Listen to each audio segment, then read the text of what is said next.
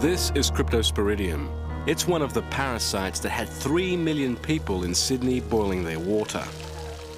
It lies dormant in a cocoon called an oocyst until it enters the body and then, suddenly, multiplies. A single viable oocyst can turn into 1 million parasites in 7 days, carpeting the walls of the intestine and feeding on nutrients. What follows is diarrhea, vomiting, high fever and dehydration. And there's no treatment. When Cryptosporidium was found in Milwaukee's water a few years ago, half the city got sick and 104 people died. But in Sydney, there was no epidemic, despite recording some of the highest contamination levels ever. So, was it a crisis or just an expensive false alarm? Melbourne has Australia's cleanest water supply. And yet, during the panic in Sydney, Melbourne had the same rates of gastroenteritis as Sydney, even though tests show very few parasites in Melbourne's water, and even though a third of Sydneysiders ignore the boil water alerts. There's no indication that drinking water often causes disease. Most cities throughout the world will have had this in their surface water supplies for years and years. What's new is the technology to detect it. So all of a sudden, we're able to find these things that we couldn't find before, and we're not sure what they mean. We're living with the ghost of Milwaukee. If it could happen there, it could happen in other places. And that's what public health authorities are fearing, is that they don't want a repetition of that event where some 400,000 people became infected. But yet we know next to nothing about that species or even that strain of Cryptosporidium. That's right. We really do have to understand the basic biology of the parasite to determine whether we're actually at risk or not. When Peter O'Donoghue began studying Cryptosporidium 20 years ago, it was an animal parasite. But in the 1980s, a species was found that could infect humans. Scientists now know that this parasite is very common. It's been found in up to a third of human fecal samples. Even more people carry antibodies for it.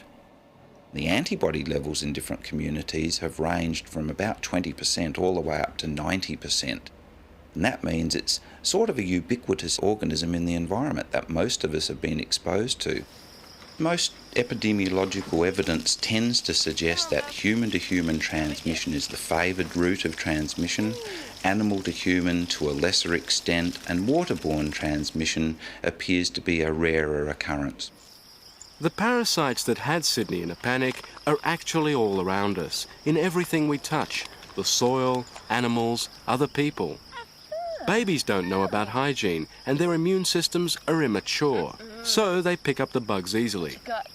And they get sick easily. Once infected, an infant can pass millions of contagious oocysts a day. Not just Cryptosporidium, but Giardia too, the other microscopic parasite found in Sydney's water supply. You're more likely to pick up the parasites changing a nappy than anywhere else. And a lot of people do. It's estimated that more than 500,000 Australians are infected with these parasites every year. Half get sick, half don't. Some have a bellyache, some get diarrhea. Peter and Jackie Upcroft have been studying Giardia from stool samples in Brisbane for the past 15 years. It looks like this chromosome pattern here. They have found that it too is commonplace, especially among children. Up to 12% of young children have been found to be positive for Giardia, and that's in our own community. In other countries in the world, 300 million infections a year has been reported of Giardia, and some 10,000 deaths associated with Giardia. One of the things that makes both parasites hard to study is their incredible variability. They're ancient. Giardia is one of the oldest life forms known. It's a shapeshifter, frequently changing its genetic makeup to avoid detection by the body. Therefore, we keep getting reinfected. The example that we have here shows that isolates have changed since 1983 right through to 1993. We keep seeing different isolates.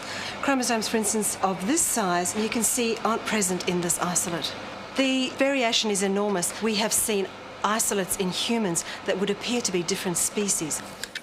When the technology to test water came along in 1993, scientists found Giardia there too, dormant in their cocoon-like cysts. And they found Cryptosporidium, not just in Sydney, but in every city and town across Australia.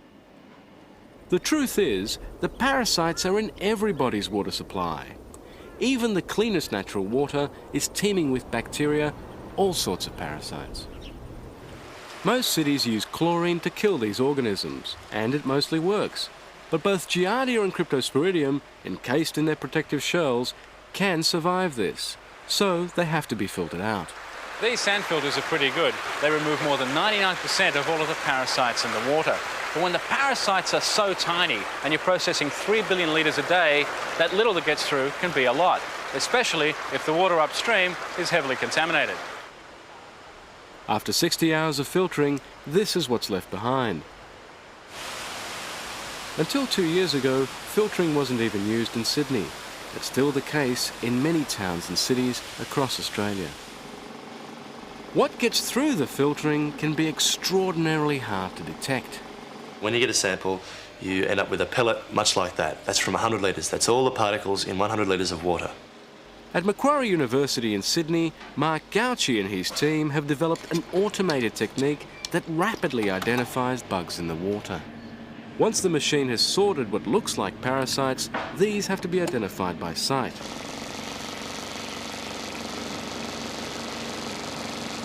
You want the next slide, Phil?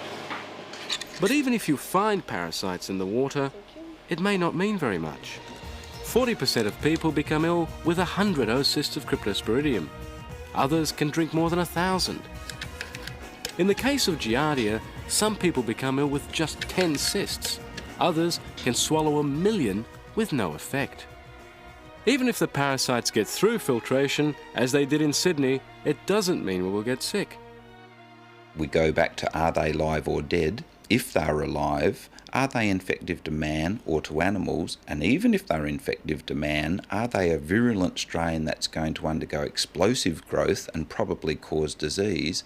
Or are they a low virulent strain which will just tick over at a low level and not cause much disease at all? So we don't know. Giardia and Cryptosporidium are just two of an estimated 65,000 protozoan parasites so far identified. Each of these in turn have thousands of strains that may affect us differently. The truth is, we just don't know enough about them and about how they affect us.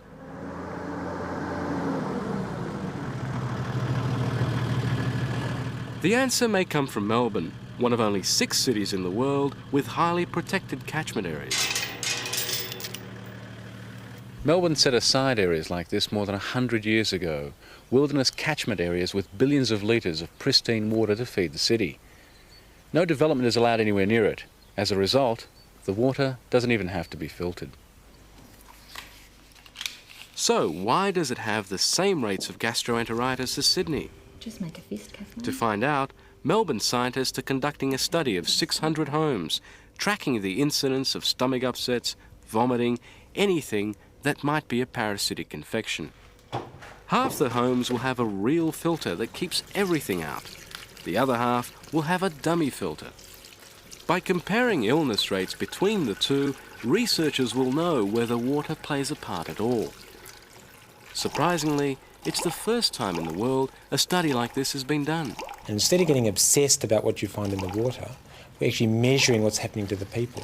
At the end of the water quality study, we'll be able to tell people whether the water is or is not causing any people disease. Therefore, we'll know, on the basis of evidence, whether we need to put $500 million into a filtration plant or whether that money would be better spent in other areas like hospital or roads. In the meantime, scientists need more time to understand the parasites, because despite the grandiose claims and the screaming headlines, we're still at the very beginning of our understanding. It's early days. We really do have to explore the genotyping and the genetic characterisation, but we have to do it coldly and calmly and make sure we get it right, because there are big decisions based on what we tell the water industry, whether to put in a plant or not, whether to throw out one plant and put in another. And we're talking millions, if not billions of dollars worth of expenditure. So we scientists literally have to get it right before we force this huge economic burden on society.